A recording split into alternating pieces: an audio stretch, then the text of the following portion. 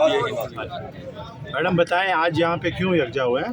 हम बंदयाल साहब को रोने आए हैं और उनके उस सास कोर्ट को रोने आए हैं जिस मुल्क में एक चीज़ जो है वो जब अपने खुद के फैसले में इमरान खान और उसकी कैबिनेट को आइन शिकन कह चुका हो और 60 अरब रुपए का एक मुल्ज़म उसकी कोर्ट में पेश हो और वो उसको देख के कहे आपको देखकर बहुत खुशी हुई, तो फिर हमारा यहाँ ही आना बनता है कि जब 3 दफ़ा की इलेक्टेड प्राइम मिनिस्टर को अपना जो मुनकर नकीर उन्होंने साथ बैठाए होते हैं उनमें से एक जो है वो मॉनिटरिंग जज लगा था जिसने सरीना से आए हुए लिफाफे के अंदर नवाज शरीफ साहब को सज़ा कैसे दी गई थी अब इनके लोग बता चुके हैं। गुलाम सरवर को देख लें आप, ब्रिगेडियर एजाज को देख लें, इनके कहते रहे।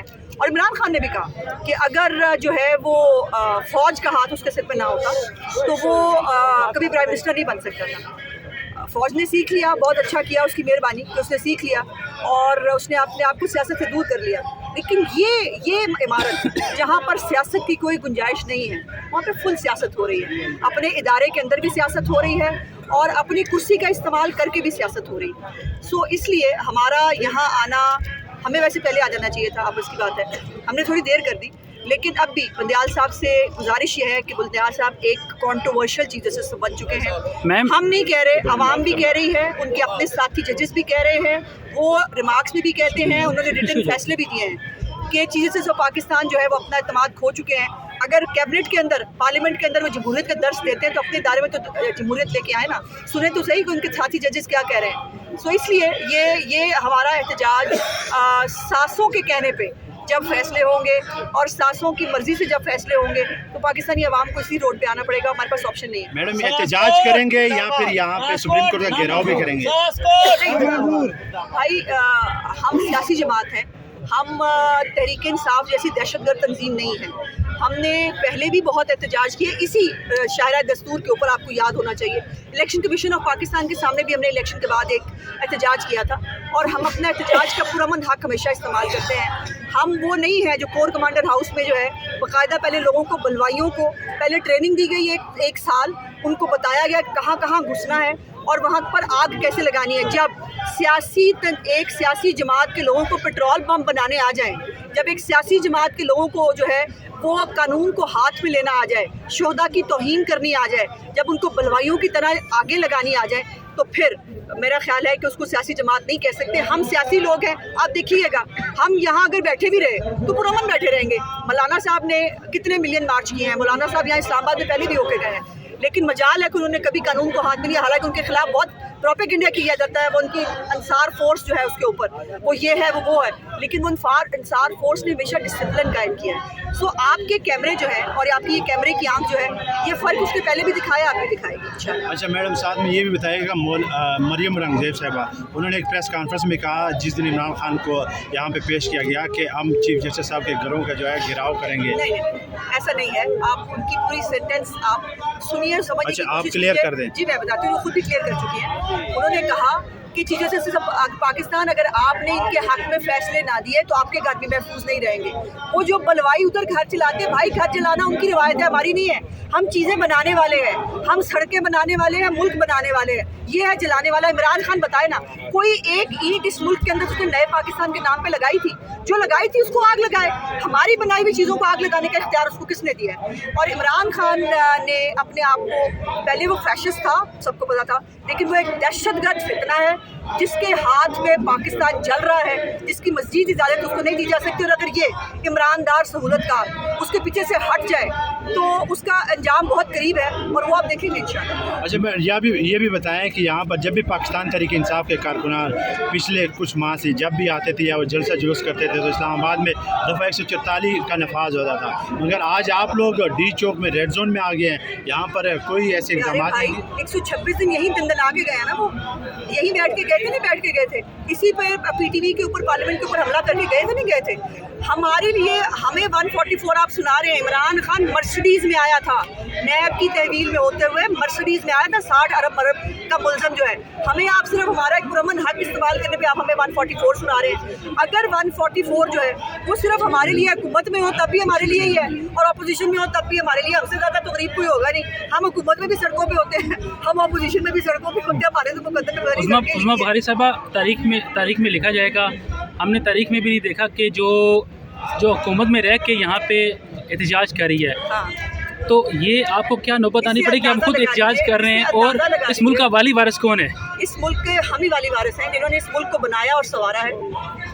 اندازہ یہ لگا لیجئے کہ اس ملک میں ادارے اپنی ڈومین سے اتنا باہر چلے گئے ہیں کہ ایک سول حکومت کو باضابطہ طور پر جو ہے اس کو ٹوتھ لیس کیا گیا ہے۔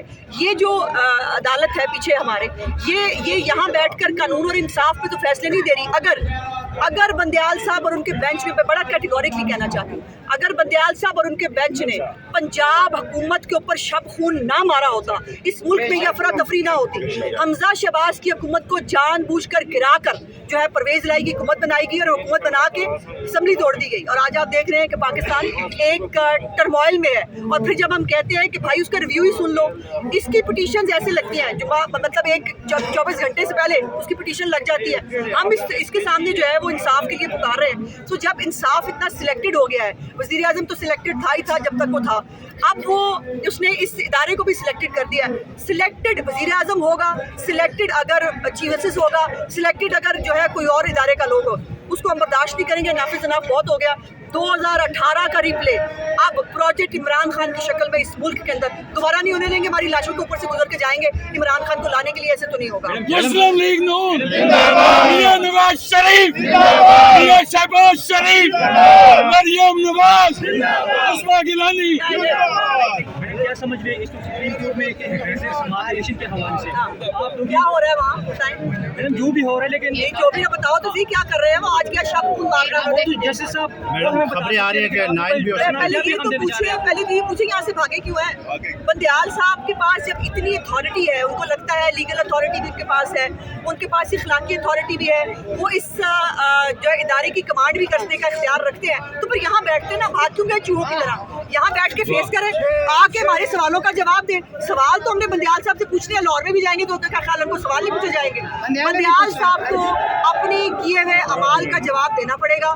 ان کے خلاف سپریم جوڈیشل کاؤنسل کے اندر آپ دیکھیے، رات کو مظاہر علی اکبر نقوی کے بیٹوں کا ولیمہ انجوائے کیا انہوں نے، اور انہی کے بیٹوں اور ان کے اوپر جو کرپشن کے کیسز ہیں آج اس کا کیس سننے جا رہے ہیں۔ یہ کیا تماشا اور ڈرامہ ہے؟ یہ پاگل سمجھتے ہیں پاکستان کی عوام کو، اور پھر ان کے خلاف خود بھی سپریم جوڈیشل کاؤنسل کے اندر کیسز موجود ہیں۔ کیوں نہیں بلاتے ہیں اجلاس؟ کیوں نہیں فیصلہ کرتے؟ ہماری کرپشن کے اوپر سیاستدان نے کرپشن کی ہونا کی ہو اس کو پھاڑ جھاڑ دو، اس کو جو ہے اس کو الٹا ٹانگ دو۔ ان کی کرپشن کا فیصلہ کون کرے گا؟ ان کی کرپشن کا جواب کون دے گا؟ ہمارے ٹیکس کے پیسے ملتے ہیں ان کو، ہمارے ٹیکس سے پینشن ملتی ہے ان کو، ہمارے ٹیکسوں میں پلتے ہیں یہ، تو یہ پبلک کے سرونٹس ہے۔ پبلک سرونٹ بنے، پبلک ماسٹر بننے کی اجازت نہیں دیتے۔ میڈم آپ بھی ایک میم آپ کو نہیں لگتا کہ اگر ان لوگوں کا احتساب ہونا چاہیے تو پھر جرنیلوں کا بھی احتساب ہونا چاہیے، سب کا ہونا چاہیے، ٹھہرے میں لانا چاہیے؟ احتساب اس ملک میں وہی صرف سیاستدانوں کا ہے۔ اگر جرنیلوں کا اور اس ادارے میں بیٹھے ہوئے ججوں کا اگر احتساب ہو جاتا تو نہ 99 ہوتا، نہ نظریہ ضرورت ہوتا، نہ جو ہے اس ملک کے اندر جو الیکٹڈ پرائم منسٹرز ہیں ان کو اٹھا کے باہر پھینکا جاتا۔ سو اب وقت کی ضرورت ہے۔ اگر اسٹیبلشمنٹ نے واقعی سیکھ لیا ہے اور وہ سیاست سے دوری چاہتے ہیں، یہی تو بھگت رہے ہیں۔ کور کمانڈر ہاؤس اس لیے تو جلایا گیا نا، عمران خان کے ٹیلی فون اٹھا لے عاصم نصیر صاحب تو اس کے بعد سب ٹھیک ہو جائے۔ میم وہ کہہ رہے ہیں کہ ہمارے لوگ نہیں تھے، وہ کہہ رہے تھے ہمارے لوگ نہیں تھے۔ اس کو تو وہ ایکچولی نا ڈمنیشیا کا مریض ہے، اس کو جو ہے اس کو لگتا ہے کہ پوری قوم بھی ڈمنیشیا کی مریض ہے۔ انہوں نے ویڈیو بھی جاری کیا کہ کوئی نامعلوم افراد تھے جو بھائی ان کو کٹ کاپی پیسٹ کی پارٹی ہے، وہ ان کو ہر طرح کی فیک فوٹیج بنانی آتی ہے، لیکن جو تمام تحقیقاتی اداروں نے جو فوٹیجز جاری کی ہیں، جو لوگ نامینیٹڈ ہیں ان کے اپنے عہدیدار ہیں، مجھے یہ بتائیے کیا یاسمین راشد نے کھڑے ہو کر کور کمانڈر ہاؤس جانے کی بات نہیں کی؟ کیا علیمہ خان اور اس کی باقی 2 بہنوں نے عمران خان کی خود کور کمانڈر ہاؤس کے اندر لوگوں کو بھیجتے ہوئے اس کی فوٹیج موجود نہیں ہے؟ پھر عمران خان کہے گا اس کو پتہ نہیں ہے۔ جو باہر ملکوں کے اندر جو ہے لندن میں، امریکہ میں جو آرمی کے خلاف نعرے لگوائے جا رہے ہیں پی ٹی آئی کے پلیٹ فارم سے، وہ بھی عمران خان کو پتہ نہیں ہے، وہ بھی عمران خان نہیں جانتا۔ اور پھر آپ کو یاد ہونا چاہیے انہوں نے پہلے بھی جب اس کی حکومت گئی पेशावर के अंदर उस वक्त भी और लाहौर में भी कोर कमांडर हाउस की तरफ उस वक्त भी इन्होंने मार्च किया था।